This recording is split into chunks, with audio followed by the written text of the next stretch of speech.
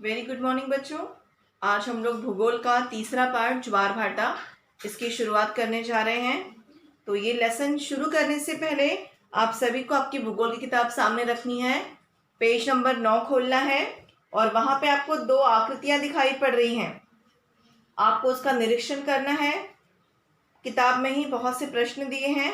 हम उन प्रश्नों और उत्तरों पे विषय में चर्चा करते हुए इस पाठ की शुरुआत करेंगे। तो शुरू करते हैं। पार्ट 3 ज्वार और भाटा। आपको चित्र देखने हैं।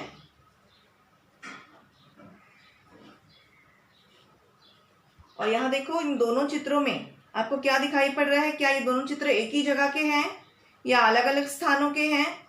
और दोनों चित्रों में जो पानी है उसके बारे में आप अपना निरीक्षण बताओ। आपको कहीं पानी कम कहीं ज़्यादा दिखाई पड़ रहा होगा। और इस प्रकार की प्राकृतिक घटना को हम क्या कहते हैं? तो बच्चों, अगर हम ध्यान से देखें तो आपको पता चलेगा कि ये दोनों चित्र एक ही जगह के हैं। समुद्री तट पर कुछ समय तक रुकने पर समुद्र का पानी किनारे के बहुत निकट तक आया हुआ दिखाई दे रहा है। आपको आकृति 3.1 में देखो तो कभी वो पानी किनारे के अंदर दूर तक गया हुआ दिखाई देता है, आकृति 3.1 ब में।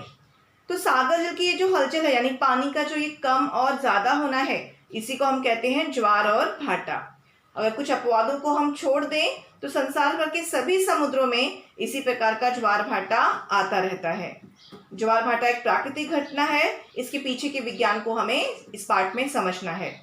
ज्वार भाटा सागर जल की प्रतिदिन और नियमित रूप से होने वाली हलचल है। सागर जल के स्तर में निश्चित समय में परिवर्तन होता है। हर 12 घंटे 25 मिनट पर ज्वार भाटे का एक चक्र पूरा होता है। पृथ्वी के जलमंडल में एक घटना हमेशा चलती रहती है। और वैसे तो हमें लगेगा कि एकदम साधारण सी घटना है, स्वाभाविक है, पर इसका सीधा संबंध सूर्य, चंद्रमा और पृथ्वी के गुरुत्वाकर्षण बल के साथ में और अपकेंद्री बल के साथ में होता है, जैसा कि आपको यहाँ पे चित्र में दिखाई पड़ रहा है। अब आपको कुछ चीजें करनी है, जैसे अपनी कॉपी पर कंकड़ या खड़िया जैसी कोई वस्तु रखनी है और कॉपी को बाएं से दाएं हिलाना है। इसी प्रकार हैंडल वाले डिब्बे में थोड़ा पानी ले लो और हैंडल हाथ में पकड़कर डिब्बे को गोल गोल घुमाकर देखो कि क्या होता है। ठीक उसी भांति आप मिक्सर के बर्तन में पानी ले लो, थोड़ा सा उसको चलाकर देखो कि क्या हो रहा है। पर ये करते वक्त ध्यान रखो कि आपके पेरेंट्स आपके साथ हों। ठीक इसी भांति और कुछ प्रयोग हैं, जैसे आप गोफन या ऊपर घूमते हुए पंखे का निरीक्षण करके देखो क्या दिखाई पड़ता है आपको। आप आधा प्याला पानी ले लो, प्याला हाथ में लेके उसे एक दिशा में धीरे धीरे गोल गोल घुमाते रहो। पानी के साथ क्या हो रहा है इसका निरीक्षण करो। इसी प्रकार आप कीचेन देखा है आपने, तो कीचेन को उंगली में पकड़ के गोल गोल घुमाने पर क्या होता है इसका निरीक्षण करो। इन सब चीजों पर अगर आप ध्यान दोगे तो आपको कुछ समझ में आएगा। जैसे अगर हमने खड़िया की बात की बच्चों, तो खड़िया किस दिशा की ओर गिरी, प्याले का पानी जो है वो किस दिशा में ऊंचा उठा, या कीचेन घुमाते वक्त वो कौन सी स्थिति में थी, गोलाकार या किस स्थिति में। जब हमने मिक्सर या डिब्बे के पानी को घुमाया तो उस समय क्या हुआ। इन सभी कृतियों में कोई ना कोई बल आपने अनुभव किया होगा कि कौन सा बल काम कर रहा है, किन कृतियों में अपकेंद्री बल या गुरुत्वीय बल अधिक पाया गया। ये चीजें हमें इन प्रयोगों के माध्यम से समझनी है। जो इन सारे छोटे छोटे प्रयोगों के बाद आपने क्या निरीक्षण किया, आपने ये देखा कि इन सारी चीजों में कोई ना कोई बल लगा। तो उपयुक्त सभी कृतियों में अपकेंद्री बल का परिणाम देखने को मिलता है। अब आप बोलोगे टीचर ये अपकेंद्री बल क्या होता है? तो अपकेंद्री बल जो होता है वो गुरुत्वाकर्षण बल की विपरीत दिशा में काम करता है। आप सभी जानते हो, अगर मैं कोई चीज जो है वो ऊपर की तरफ फेंकूं तो वो क्या आकाश में चली जाएगी? नहीं ना, वो वापस फिर धरती पर आकर गिर जाएगी। क्यों? क्योंकि हमारी पृथ्वी के अंदर गुरुत्वाकर्षण बल है जो उस वस्तु को अपनी तरफ खींचता है। तो गुरुत्वाकर्षण बल की ही विपरीत दिशा में कार्य करने वाला बल को हम कहते हैं अपकेंद्री बल। अपकेंद्री का मतलब होता है केंद्र से बाहर जाने वाला। जब आपने गोल गोल घुमाया कीचेन को, तो कीचेन को गोल गोल घुमाते वक्त आपने क्या अनुभव किया होगा कि एक बल हाथ से आप कीचेन पे लगा रहे हो और दूसरा बल कीचेन के केंद्र से आपके हाथ की तरफ लग रहा है, तो जो ये केंद्र से आपके हाथ की तरफ लगने वाला बल है, इसी को हम क्या कहते हैं? अपकेंद्रीय बल कहते हैं। जैसे देखो, कभी आप कार में बैठे हो या कार जब भी गोलाकार मार्ग से गोल मार्ग में गोल घूमती है, तो हमें ऐसा लगता है कि अरे हम गिर पड़ेंगे, हम दरवाजे की तरफ चले जाते हैं। तो वो क्या है? वो भी अपकेंद्रीय बल का ही एक परिणाम है। हमें कैसा होना चाहिए? हमें गोले की दिशा की ओर झुकना चाहिए, लेकिन हम कहाँ झुकते हैं? कार के दरवाजे की उल्टी दिशा में। तो वो क्या है? अपकेंद्रीय बल है। कभी आप मेले में जाते हो, देखो झूला वगैरह झूलने के लिए, तो वहाँ भी झूला गोल गोल घूमता है, लेकिन हमें क्या महसूस होता है कि अभी हम झूले से बाहर आ जाएंगे, या आप बाहर की तरफ फेंके हुए सा महसूस करते हो। तो वो भी क्या है? अपकेंद्रीय बल का ही एक परिणाम है। एक बार फिर से मैं आपको समझाती हूँ, आपको इस वीडियो के माध्यम से अच्छी तरह से समझ में आ जाएगा कि किस प्रकार से ये सारी चीज़ें जो हैं वो अपकेंद्रीय बल का परिणाम है। जैसा कि आपको देखो यहाँ वीडियो में दिखाई पड़ रहा है, ये अपकेंद्रीय बल, अगर हम देखें तो ये पृथ्वी का केंद्र है, और केंद्र से बाहर की दिशा में जो बल लगता है उसे हम अपकेंद्रीय बल कहते हैं। जैसे देखो, ये चक्राकार झूला है, बच्चे देखो गोल घूम रहे हैं, लेकिन बच्चे बाहर की तरफ फेंके हुए दिखाई पड़ रहे हैं। क्यों? क्योंकि ये भी अपकेंद्रीय बल का ही एक उदाहरण है। आप देखो, कक्षा में कभी कभी आप ये टग एंड वॉर खेलते हो, रस्साकसी, तो इसमें भी क्या अनुभव करते हो आप कि कैसे जो है विपरीत दिशा में दो लोग जो है वो बल लगाते हैं। तो ये विपरीत दिशा का बल ही क्या कहलाता है? अपकेंद्रीय बल। समझेंगे अपकेंद्रीय बल और गुरुत्वाकर्षण बल, इन दोनों को साथ में। तो पृथ्वी अपने परिभ्रमण गति के कारण एक प्रकार की शक्ति या प्रेरणा पृथ्वी को मिलती है। ये शक्ति या प्रेरणा पृथ्वी के केंद्र से विपरीत दिशा में कार्य करती है, और इसी को हम क्या कहते हैं? अपकेंद्रीय बल या प्रेरणा कहते हैं। तो बच्चों, एक बार मैं फिर से आपको इस वीडियो के माध्यम से समझाती हूँ कि अपकेंद्रीय बल और गुरुत्वाकर्षण बल कैसे कार्य करते हैं। आप ध्यान से देखो,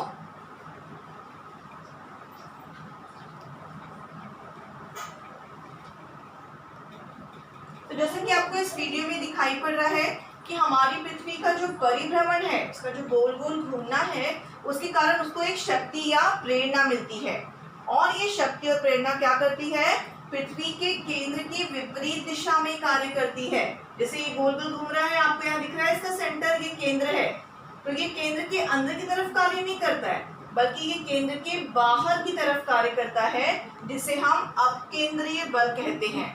इस शक्ति या प्रेरणा के कारण पृथ्वी की कोई भी वस्तु अगर हम अंतरिक्ष में फेंकते हैं, तो वो क्या होता है? वो अंतरिक्ष में जाने वाली जो वस्तु है, अंतरिक्ष में जाने वाली ये वस्तु वापस जमीन पर आ जाती है। क्यों? क्योंकि उसी समय पृथ्वी का जो गुरुत्वाकर्षण बल है वो पृथ्वी की केंद्र की दिशा में कार्य करता है।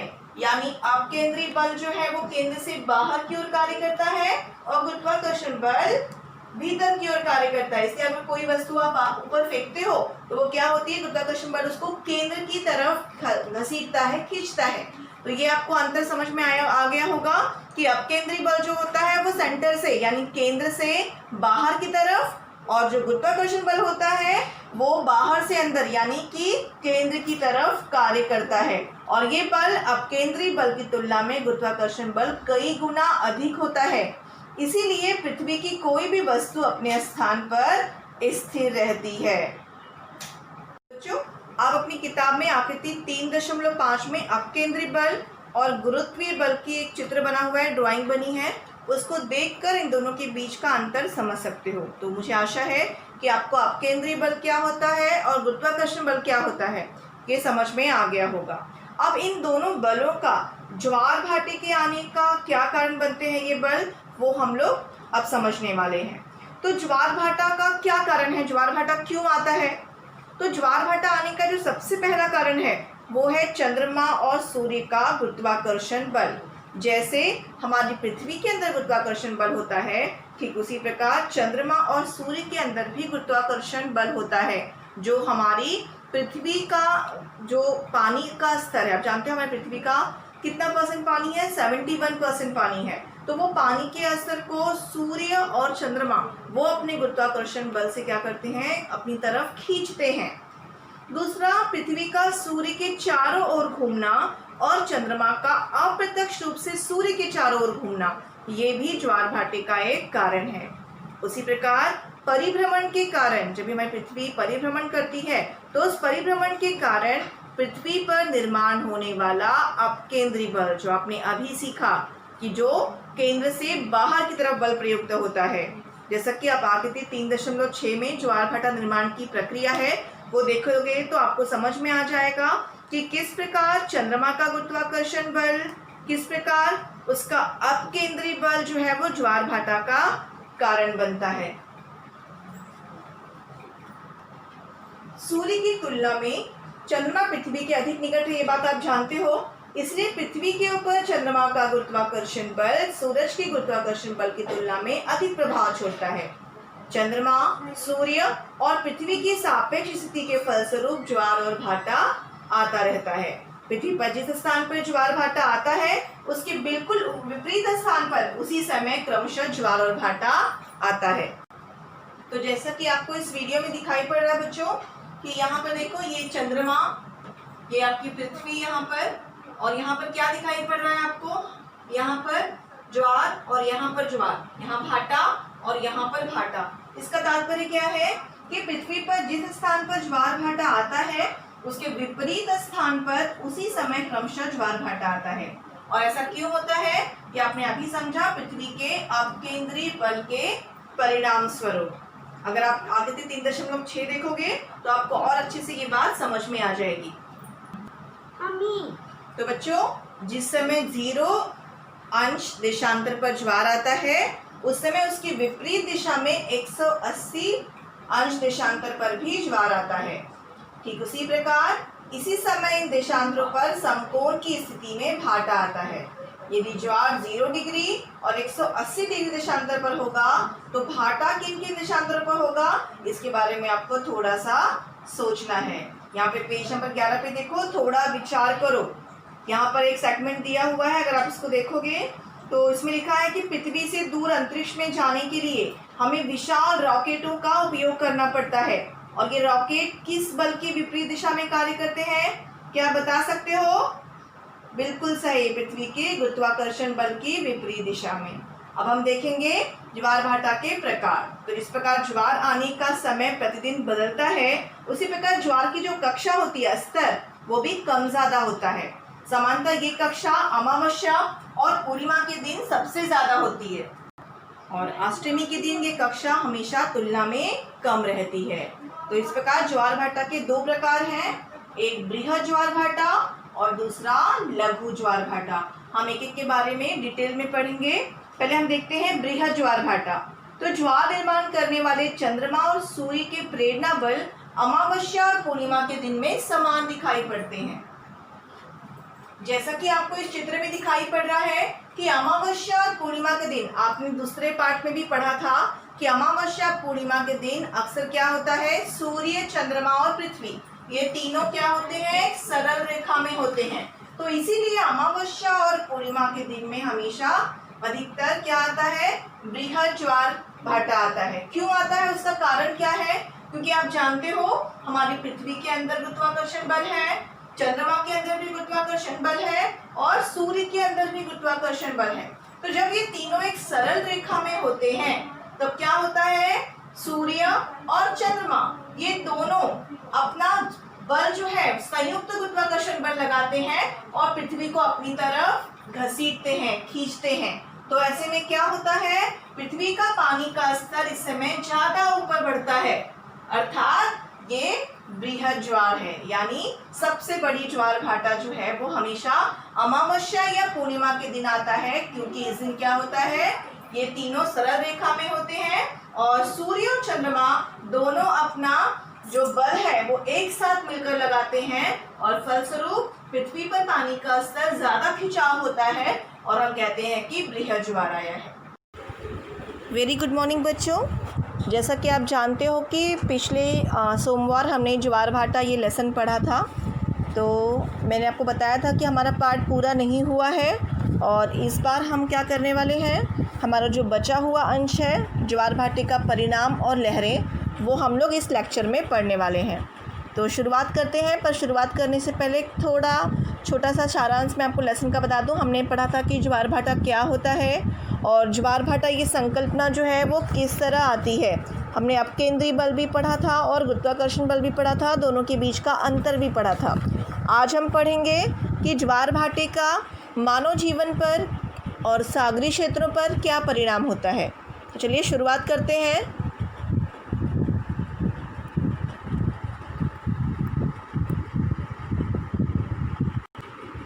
तो बच्चों, जैसा कि आपके किताब के पेज नंबर 12 पे आपको दिखाई पड़ेगा कि ज्वार भाटा जो है उसके कारण क्या क्या होता है।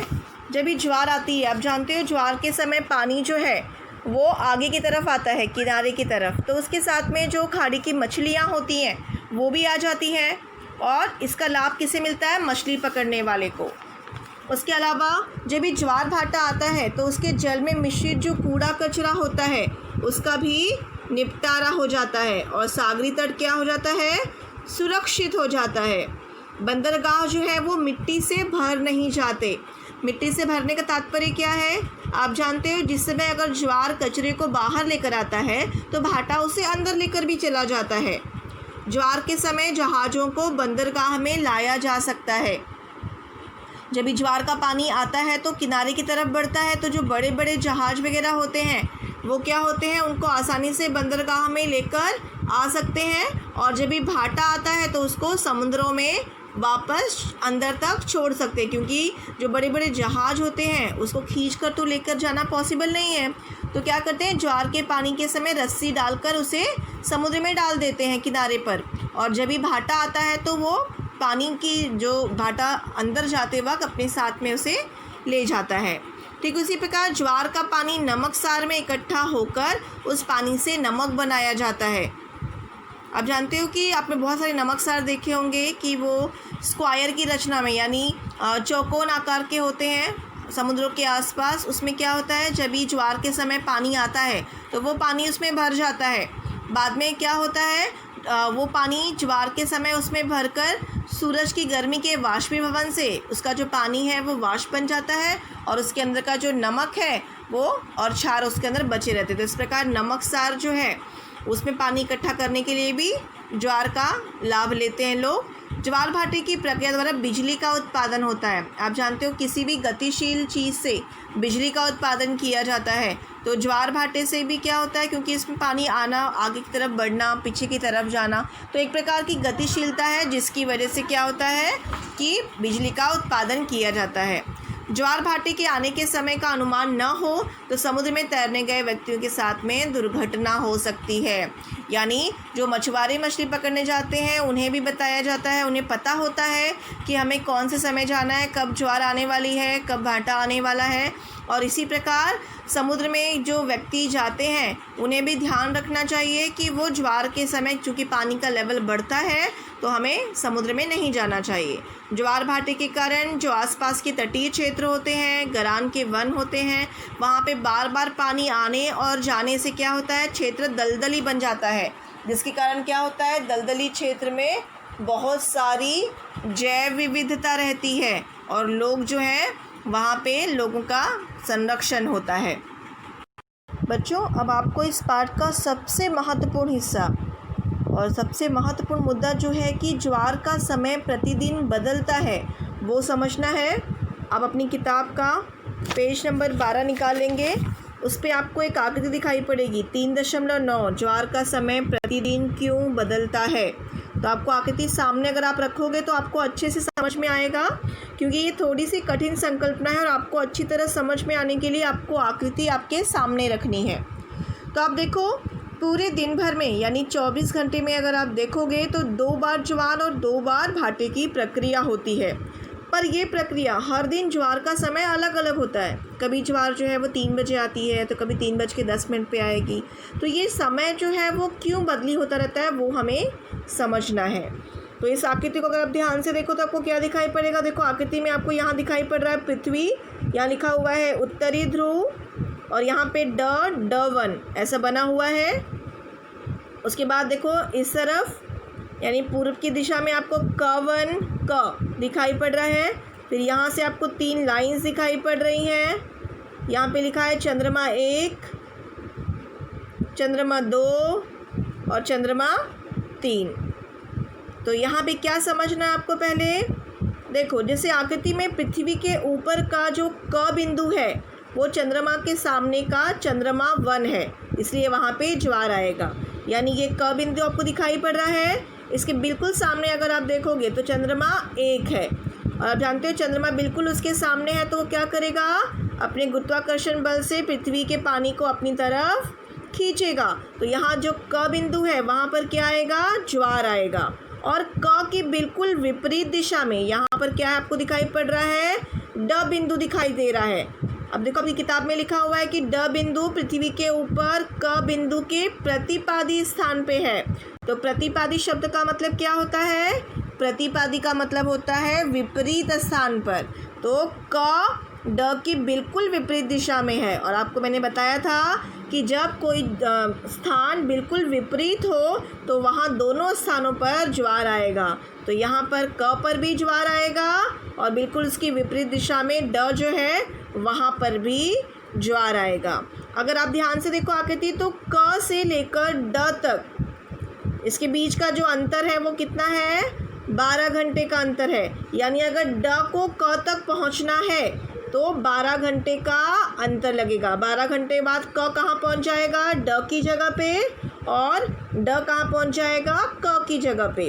और क को जहाँ पे अभी क है उसको वापस अपने स्थान पे आने के लिए कितना समय लगेगा, 24 घंटे का समय लगेगा।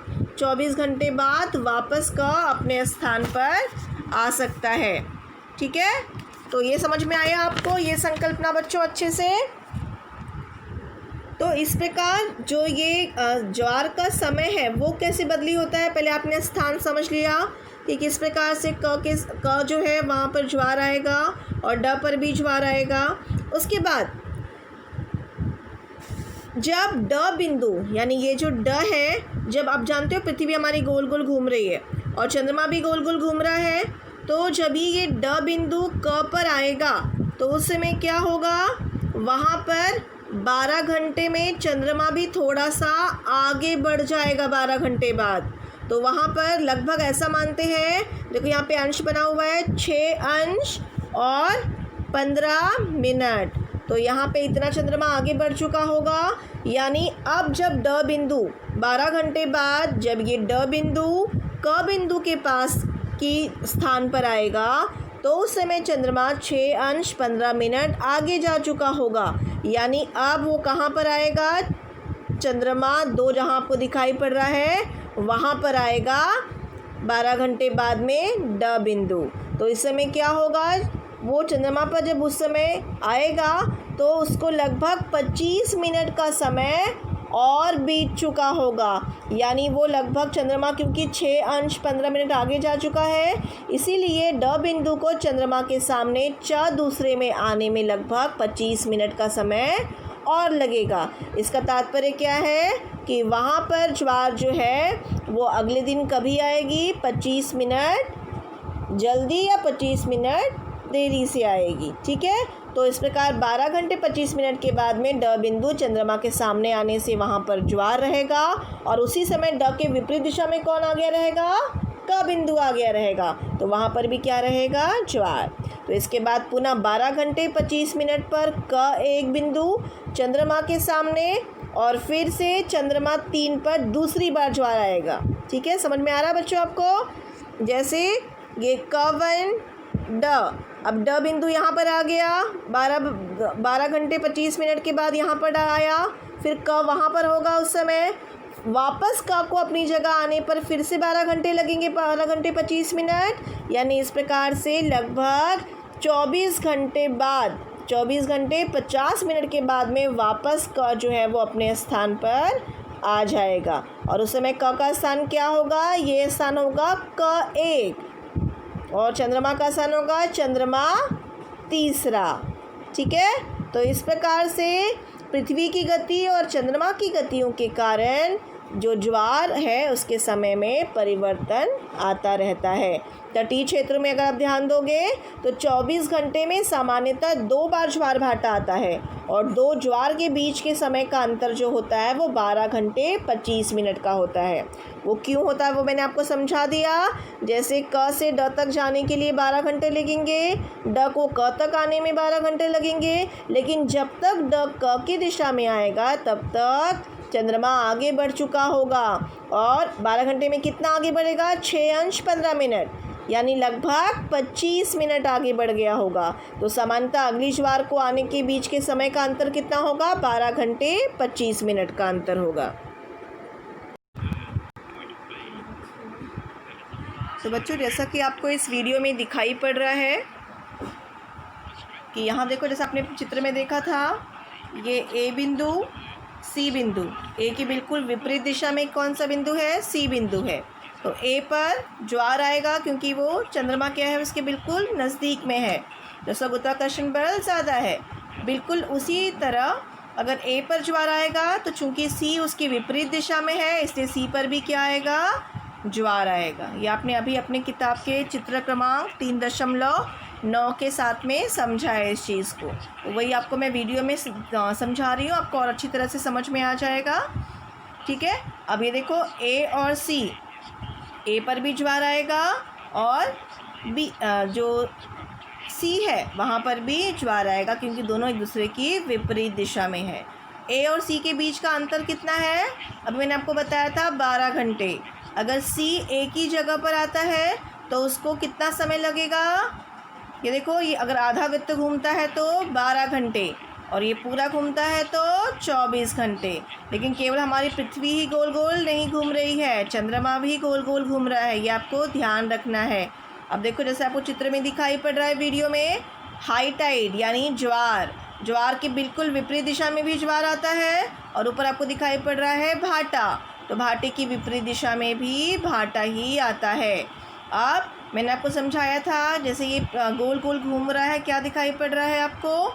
ठीक उसी भांति ही यहाँ पर देखो, जब ये गोल गोल घूमता हुआ, यानी ये ए बिंदु था जहाँ पे ये चित्र रुका हुआ है, अब ये गोल गोल घूमता हुआ कहाँ जा रहा है? देखो, सी बिंदु के पास में, और उस समय चंद्रमा भी आगे की ओर बढ़ रहा है। तो सी को वापस ए तक आने पर चंद्रमा काफ़ी आगे निकल चुका। कितना आगे निकल चुका? 6 मिनट 15 सेकेंड, यानी लगभग 25 मिनट। तो जब वापस सी ए पर आएगा तो उस समय अगला ज्वार कभी आएगा? कितना मिनट बाद? 25 मिनट। और अगर पूरा वापस हम देखते हैं, यानी वापस ए अगले दिन अपने स्थान पर वापस आने के लिए उसको लग जाएंगे 50 मिनट का समय लग जाएगा, क्योंकि पूरा एक वृत्त घूमने में कितना समय लगेगा? उसे 50 मिनट का समय लगेगा। तो ऐसे में क्या होगा कि चंद्रमा और पृथ्वी, इन दोनों के बीच में जो अंतर है वो भी आपको क्या दिखाई पड़ेगा? इसी प्रकार का अंतर दिखाई पड़ेगा, 12 घंटे 50 मिनट का।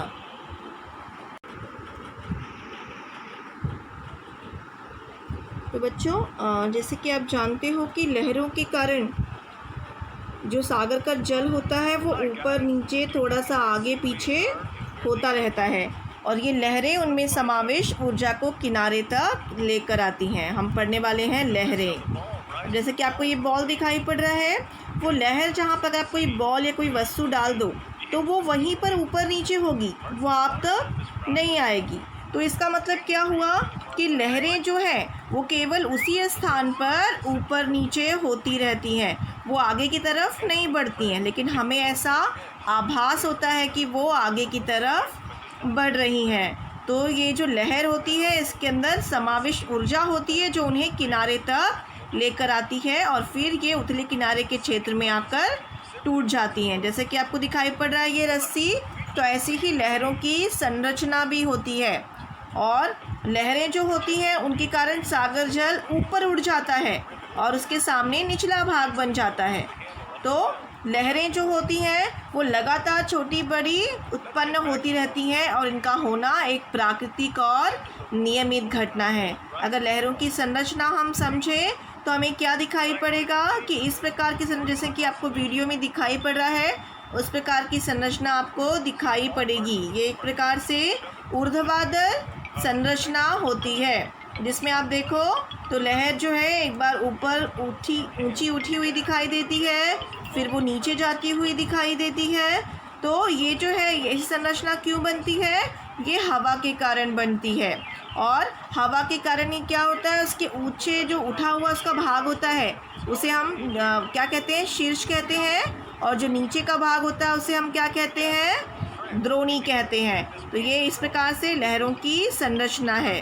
हम किनारे पर खड़े होकर देखते हैं तो लहर हमेशा दिखती है कि वो हमारी तरफ आ रही है, लेकिन ऐसा नहीं होता। ये आपको याद रखना है बच्चों कि वो उसमें समावेश ऊर्जा के कारण अपने ही स्थान पर ऊपर नीचे होती है, और उसमें समावेश जो ऊर्जा है उसके कारण आगे की लहर को वो धक्का देती है, उसके आगे की लहर उसे धक्का देती है, और उसके बाद में लहर हमें कैसी लगती है कि वो किनारे की तरफ आगे बढ़ रही है। देखो आपकी किताब में पेज नंबर 13 पे आपको दिखाई पड़ेगा लहरों की संरचना की आकृति है, वहाँ देखना है आपको। उसमें दिखाई पड़ेगा किस प्रकार ये जो संरचना है उभार वाली, उसे हम क्या कहते हैं?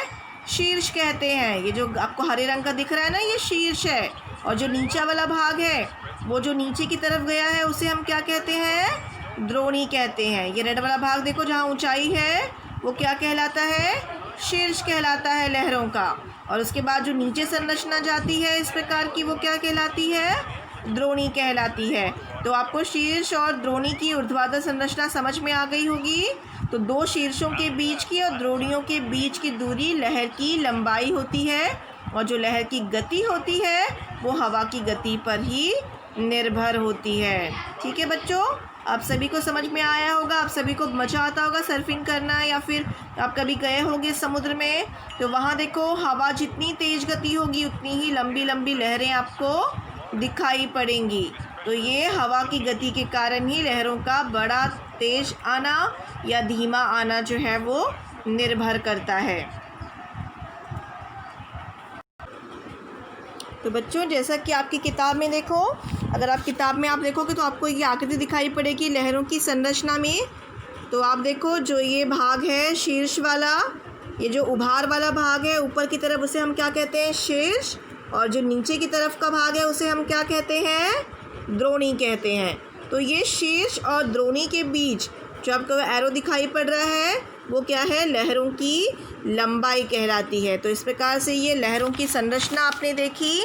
अब लहरों के निर्माण होना आप जान गए हो कि हवा से लहरों का निर्माण होता है, लेकिन कभी कभी क्या होता है, सागर तल में भूकंप और ज्वालामुखी भी आते हैं, उससे भी लहरों का निर्माण होता है। और कभी कभी इनकी ऊंचाई जो होती है वो महाकाय हो जाती है, जो बहुत ही विनाशक भी होती है, जिससे बहुत सारी जनधन की हानि होती है। ऐसी लहरों को हम सुनामी कहते हैं। और 2004 में सुमात्रा और इंडोनेशिया द्वीप के समीप हुए भूकंप के कारण प्रचंड और महाकाय सुनामी लहरें उस समय उत्पन्न हुई थी, वर्ष 2004 में। और उन लहरों का आघात भारत के पूर्वी तट और श्रीलंका को भी पहुंचा था। तो इस प्रकार से लहरों के कारण समुद्र में समावेश तटीय क्षेत्र का क्षरण होता है, और खाड़ी जैसे सुरक्षित भाग में बालुका का संचयन होकर पुलिन का भी निर्माण होता है।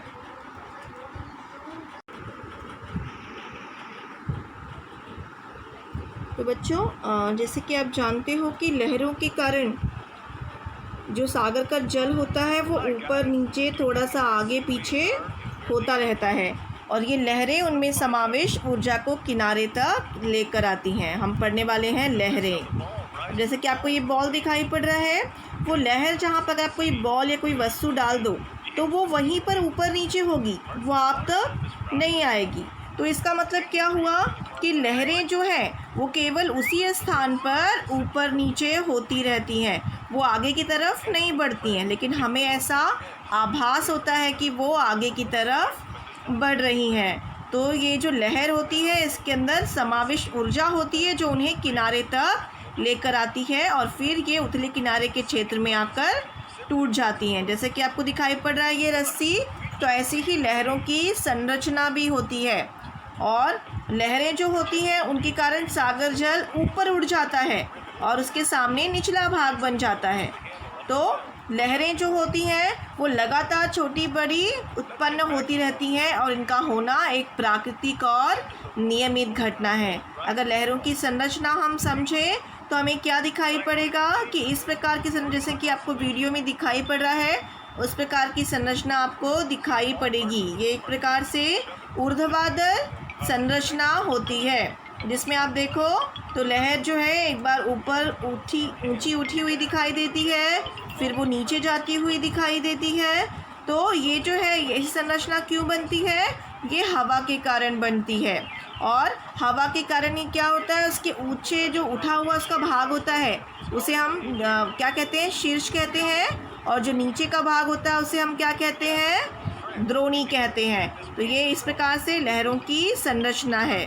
हम किनारे पर खड़े होकर देखते हैं तो लहर हमेशा दिखती है कि वो हमारी तरफ आ रही है, लेकिन ऐसा नहीं होता। ये आपको याद रखना है बच्चों कि वो उसमें समावेश ऊर्जा के कारण अपने ही स्थान पर ऊपर नीचे होती है, और उसमें समावेश जो ऊर्जा है उसके कारण आगे की लहर को वो धक्का देती है, उसके आगे की लहर उसे धक्का देती है, और उसके बाद में लहर हमें कैसी लगती है कि वो किनारे की तरफ आगे बढ़ रही है। देखो आपकी किताब में पेज नंबर 13 पे आपको दिखाई पड़ेगा लहरों की संरचना की आकृति है, वहाँ देखना है आपको। उसमें दिखाई पड़ेगा किस प्रकार ये जो संरचना है उभार वाली, उसे हम क्या कहते हैं? शीर्ष कहते हैं। ये जो आपको हरे रंग का दिख रहा है ना, ये शीर्ष है। और जो नीचा वाला भाग है वो जो नीचे की तरफ गया है उसे हम क्या कहते हैं? द्रोणी कहते हैं। ये रेड वाला भाग देखो जहाँ ऊंचाई है वो क्या कहलाता है? शीर्ष कहलाता है लहरों का। और उसके बाद जो नीचे संरचना जाती है इस प्रकार की वो क्या कहलाती है? द्रोणी कहलाती है। तो आपको शीर्ष और द्रोणी की ऊर्ध्वाधर संरचना समझ में आ गई होगी। तो दो शीर्षों के बीच की और द्रोणियों के बीच की दूरी लहर की लंबाई होती है, और जो लहर की गति होती है वो हवा की गति पर ही निर्भर होती है। ठीक है बच्चों, आप सभी को समझ में आया होगा। आप सभी को मज़ा आता होगा सर्फिंग करना, या फिर आप कभी गए होंगे समुद्र में, तो वहाँ देखो हवा जितनी तेज़ गति होगी उतनी ही लंबी लंबी लहरें आपको दिखाई पड़ेंगी। तो ये हवा की गति के कारण ही लहरों का बड़ा तेज़ आना या धीमा आना जो है वो निर्भर करता है। तो बच्चों जैसा कि आपकी किताब में देखो, अगर आप किताब में आप देखोगे तो आपको ये आकृति दिखाई पड़ेगी लहरों की संरचना में। तो आप देखो जो ये भाग है शीर्ष वाला, ये जो उभार वाला भाग है ऊपर की तरफ उसे हम क्या कहते हैं? शीर्ष। और जो नीचे की तरफ का भाग है उसे हम क्या कहते हैं? द्रोणी कहते हैं। तो ये शीर्ष और द्रोणी के बीच जो आपको एरो दिखाई पड़ रहा है वो क्या है? लहरों की लंबाई कहलाती है। तो इस प्रकार से ये लहरों की संरचना आपने देखी। अब लहरों के निर्माण होना आप जान गए हो कि हवा से लहरों का निर्माण होता है, लेकिन कभी कभी क्या होता है सागर तल में भूकंप और ज्वालामुखी भी आते हैं, उससे भी लहरों का निर्माण होता है। और कभी कभी इनकी ऊंचाई जो होती है वो महाकाय हो जाती है, जो बहुत ही विनाशक भी होती है, जिससे बहुत सारी जनधन की हानि होती है। ऐसी लहरों को हम सुनामी कहते हैं। और 2004 में सुमात्रा और इंडोनेशिया द्वीप के समीप हुए भूकंप के कारण प्रचंड और महाकाय सुनामी लहरें उस समय उत्पन्न हुई थी वर्ष 2004 में, और उन लहरों का आघात भारत के पूर्वी तट और श्रीलंका को भी पहुंचा था। तो इस प्रकार से लहरों के कारण समुद्र में समावेश तटीय क्षेत्र का क्षरण होता है, और खाड़ी जैसे सुरक्षित भाग में बालुका का संचयन होकर पुलिन का भी निर्माण होता है। तो बच्चों अब हम स्वाध्याय करेंगे। स्वाध्याय में प्रश्न क्रमांक 1 जोड़ियां मिलाकर श्रृंखला बनाओ। आपको पहले ऐसे पूरी ये जो है ये बॉक्स बना लेना है, और बाद में आपको उसकी जोड़ियां बनानी है। जोड़ियां कैसे लगाएंगे? देखो पहले अ समूह, ब समूह और क समूह। अब चाहो तो प्रश्न क्रमांक 1 जोड़ियां मिलाकर श्रृंखला बनाओ, ये क्वेश्चन डाल लो और डायरेक्ट उसका आंसर लिखना शुरू कर दो। आंसर क्या है? पहला लहरें, तो लहरों का हवा देखो ब में लिखा हुआ है लास्ट वाला हवा, लहरें, हवा। और क समूह में क्या आएगा? भूकंप और ज्वालामुखी के कारण भी निर्माण होते हैं। तो लहरें, हवा, देखो लहरें, लास्ट वाला हवा, और भूकंप और ज्वालामुखी के कारण भी निर्माण होते हैं। इन तीनों को एक साथ लिखना है आपको। उसके बाद दूसरा है अपकेंद्री बल। तो अपकेंद्री बल क्या होता है? पृथ्वी के परिभ्रमण के कारण आता है। तो आपको उसके सामने लिखना अपकेंद्री बल, पृथ्वी का परिभ्रमण और वस्तु बाहर की दिशा में फेंकी जाती है। ठीक है। तीसरा देखो, गुरुत्वीय बल। तो गुरुत्वीय बल में आपको क्या लिखना है?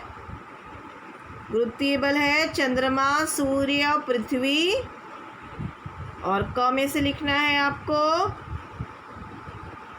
पृथ्वी के मध्य दिशा में कार्य करता है। ठीक है।